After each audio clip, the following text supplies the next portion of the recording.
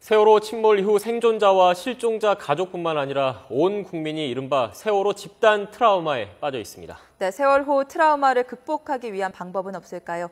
순천향대 이소영 정신의학과 교수와 함께 알아보겠습니다. 안녕하세요. 안녕하세요. 지금 지난 22일부터 소조기 동안 수색 작업이 활발히 이루어졌습니다. 그런데 네. 실종자 가족분들이 바라던 그런 간절한 소식은 전해지지 않고 있는데 지금 이 순간 아무래도 가장 힘들고 마음 아픈 사람들, 실종자 가족들일 겁니다. 그 고통 어느 정도나 된다고 보십니까? 아주 비통하고 이루 말로 표현할 수 없을 거라고 생각이 됩니다. 네. 우리가 마치 정말 고문을 당한다면 그런 감정일까요? 그런 상태이실 것 같아요. 네. 실종자 가족들도 물론 많이 가슴이 아프지만 살아남은 사람들도 참 안타까움 때문에 트라우마가 있다고 합니다. 내가 구할 수 있었는데 조금만 더 시간이 있었더라면 이런 트라우마에 시달리고 있다고 하는데 구체적으로 어떤 증상을 보입니까? 우선은 자신이 구출되었던 아니면 자신이 보았던 장면들을 자꾸 이렇게 떠올리게 되는 경우가 있습니다. 네. 그런 경우에 마치 그런 증상을 내가 지금 다시 겪게 되는 그런 상황처럼 느껴져서 네. 아주 공포스럽고 떨리고 무섭고 이제 이런 감정에 휩싸이게 되고요.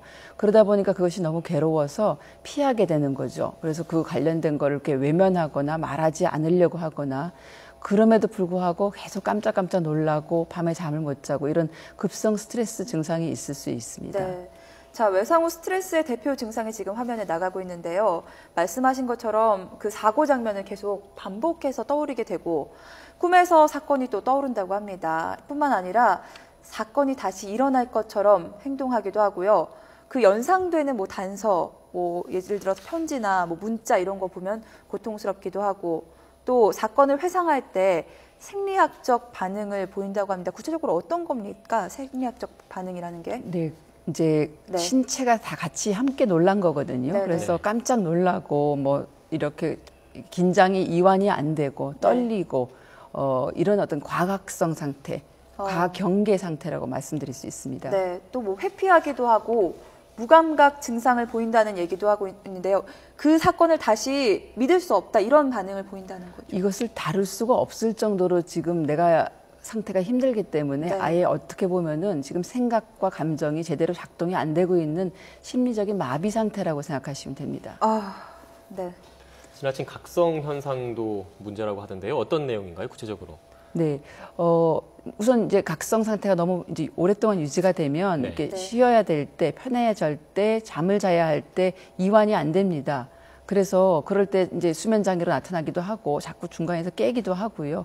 실제로 많은 아이들이 자다가 이제 중간중간에 깨서 막 꿈틀꿈틀 거리고 이제 막 중간에 깨어서 이렇게 주변을 살펴본다든지 놀란 반응들이 많이 나타난다고 합니다. 네. 지금 계속 말씀하셨던 것의 연장선상일 것 같아요. 정말 안타까운 일인데 얼마 전에 구조됐던 단원고 교감 선생님 이제 스스로 죄책감이라든지 이런 걸 견디지 못하시고 결국 제 스스로 목숨을 끊으신 것으로 일단 보이는데요. 이게 지금 이런 경우를 이른바 생존자 증후군이라고 부르던데 구체적으로 어떤 증상입니까? 네, 저희가 이제 제일 우려했던 부분이 이제 이런 부분인데요. 생존자 증후군은 기본적으로 죄책감에서부터 이제 기인되는 건데요. 죄책감이라는 것은 이랬어야 했다. 내가 이렇게 했었어야 했다라는 어떤 생각입니다. 다시 말씀드리면 세월호 이 사건 때 발생했을 때 내가 이렇게 구출했었어야 했다. 이렇게 가지 말았어야 했다. 이런 과거에 기반한 생각들을 그래서 나는 이런 거에 대한 책임이 있다. 나 때문에 많은 사람들이 다치고 또 돌아가시게 됐다. 이런 생각들을 갖게 돼서 그것에 계속 몰입을 하거나 또 이런 것들을 내가 책임질 수 없다고 생각이 되실 때 이렇게 죄책감이 과도하게 되는 수도 있습니다. 그래서 하지만 이제 이런 것들이 제일 우려가 되는 부분은 죄책감이 너무 과도하게 오래되면 사실은 이제 이 애도 반응에서 끝나는 것이 아니라 장기적으로 자신을 너무 비난한다든지 스스로를 이렇게 파멸하게 되는 그런 또 질병 상태로 갈 수가 있습니다. 우울장애라든지 어떤 분들은 이제 알코올 중독이 된다든지 삶을 무기력하게 그냥 내버려 둔다든지 이제 이런 상태가 될 수가 있기 때문에 저희가 제일 걱정하는 부분은 어떤 급성기의 죄책감, 이런 생존자 죄책감, 생존자 증후군이라고 불리는 것도 걱정이 되고 또 장기적인 의미에서의 죄책감도 문제가 됩니다. 네. 뭐 지금은 그래도 병원에서 치료를 받고 있고 주변 사람들이 많이 신경 쓰고 도움을 주고 있는데 이런 증상이 뭐 1년이 지난 뒤에 혹은 뭐 10년이 지난 뒤에 바로 안 나타나고 나중에 나타날 수도 있다고 해요.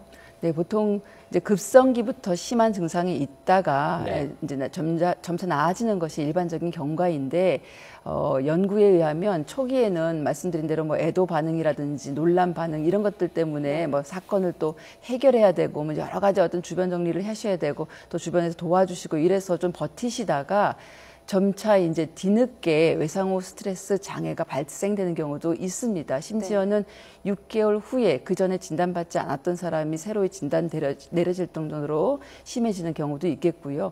또 뭐 꼭 외상후 스트레스 증후군뿐이 아니라 아까 말씀드린 우울장애 이런 것들은 뒤늦게도 생길 수 있습니다. 네. 지금 말씀하신 대로 지금 외상후 스트레스 장애 말씀을 하셨는데 이제 저희 입장에서 그리고 온 국민이 바라는 입장은 실종자 가족분들 그리고 또 생존자분들 모두 빨리 이런 아픔을 털어내고 정상적인 생활을 했으면 하는 게 모든 사람들의 바람일 겁니다. 그런데 이게 이런 그런 그 일종의 트라우마가 도대체 얼마나 어느 정도 지속될 수 있는지. 네, 지금은 이 기억이 어떤 그런 트라우마 관련된 장면들, 생각들이 감정이랑 같이 한꺼번에 저장이 됩니다, 뇌에서. 그래서 그런 생각을 하면은 너무 감정이 같이 뒤따르게 되고 고통스러운데요.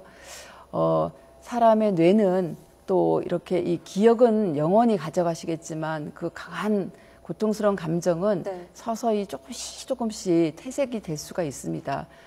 슬프고 이런 정도의 감정은 남겠지만 아주 지금처럼 아주 고통스러운 감정들은 점점 없어질 수 있기 때문에 옆에서 도와주시고 시간을 좀 견디해 주신다면 이렇게 좀 전체적으로 조금 살 수 있는 그런 시간들로 번해갈 것입니다. 좀 어떻게 도와줘야 할지도 궁금한데요. 뭐 같이 그 얘기를 계속해서 하고 상처를 좀 치유해 줘야 할지 아니면 오히려 지금은 좀 위험한 시기이므로 좀 이런 이야기를 피하는 게 좋을지 어떻습니까? 사람마다 이런 일을 당했을 때 반응하는 것이 다 다릅니다. 어떤 분들은 누군가가 얘기하고 싶어 하시는 분들이 있으시고 어떤 분들은 아무하고도 이걸 나눌 수 없다고 생각하셔서 누가 다가오는 것조차도 거부하시는 수가 있습니다.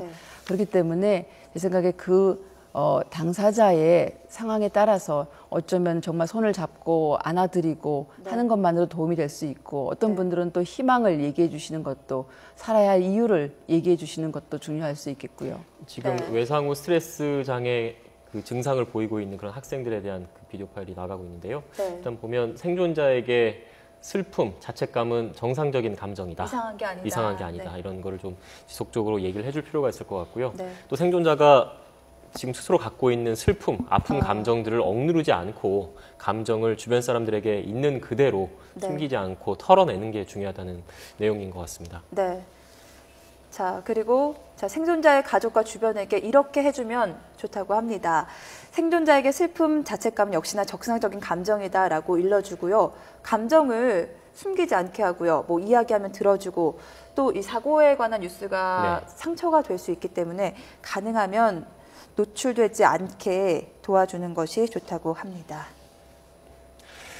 네, 지금 보면 계속 뉴스에서도 나오는 내용인데 이제 그 잠수 대원들 어두운 해저 물속으로 들어가서 이제 실종자들, 희생자들을 수습하고 있지 않습니까? 그런 과정에서 눈물도 흘리고 아픔도 겪고 이런 걸 좀 호소하는 내용들의 기사들을 봤는데 이분들에 대한 심리 치료도 필요할 것 같습니다. 어떻습니까?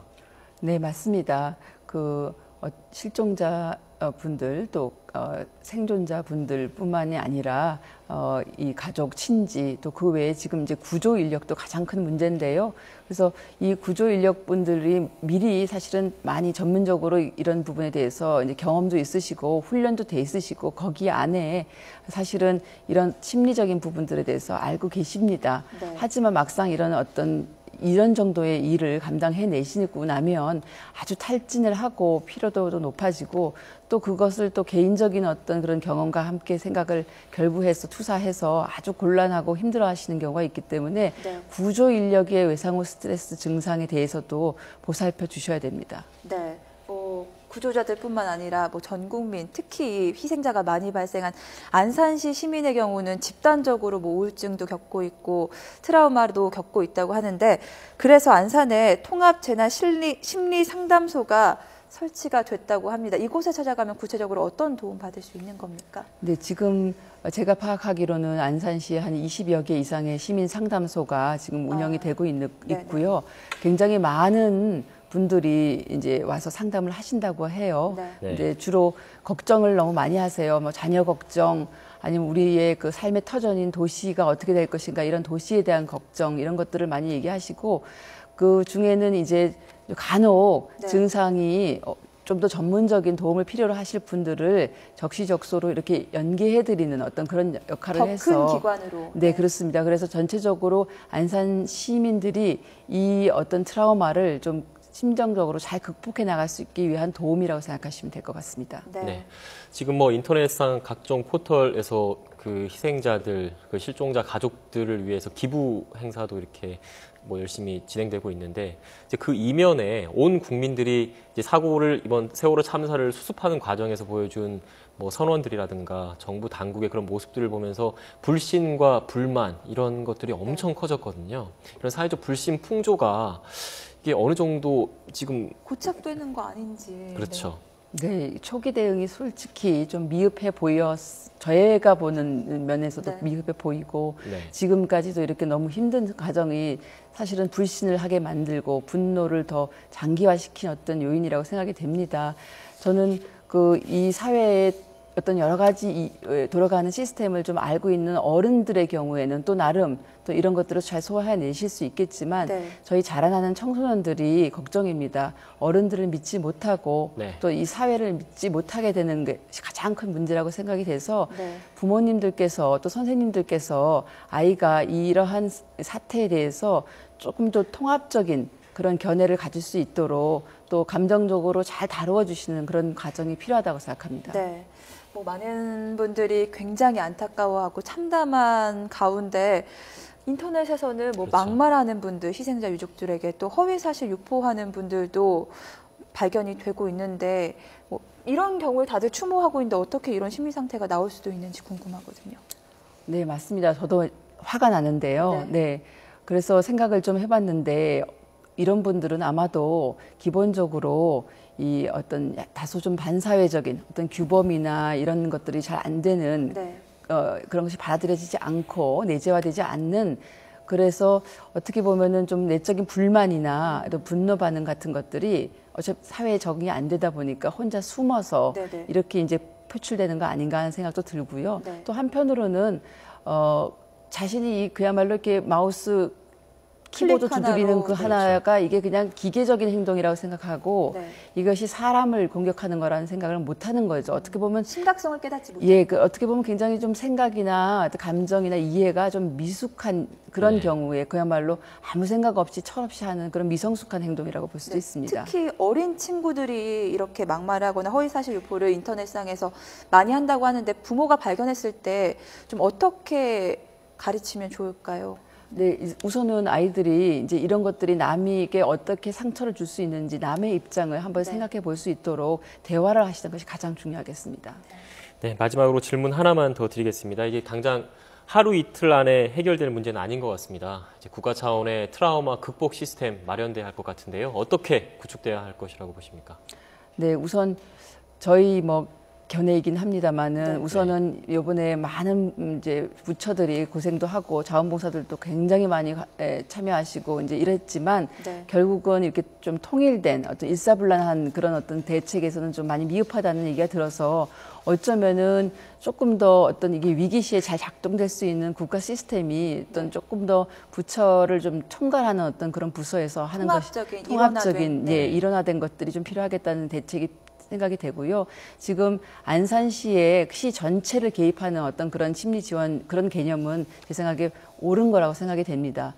그렇지만 또 이것이 너무나 이렇게 단시간 내에 이렇게 급할 때 위기 상황에서만 작동되는 시스템이 아니라 보다 좀 장기적으로 이게 지속될 수 있도록, 그리고 이런 문제에 항상 대비할 수 있도록 체계를 준비하는 것이 필요하다고 생각됩니다. 네, 알겠습니다. 지금까지 세월호 참사 집단 트라우마 극복 방법은 없는지 순천향대 이소영 정신의학과 교수님과 함께 알아봤습니다. 고맙습니다. 고맙습니다.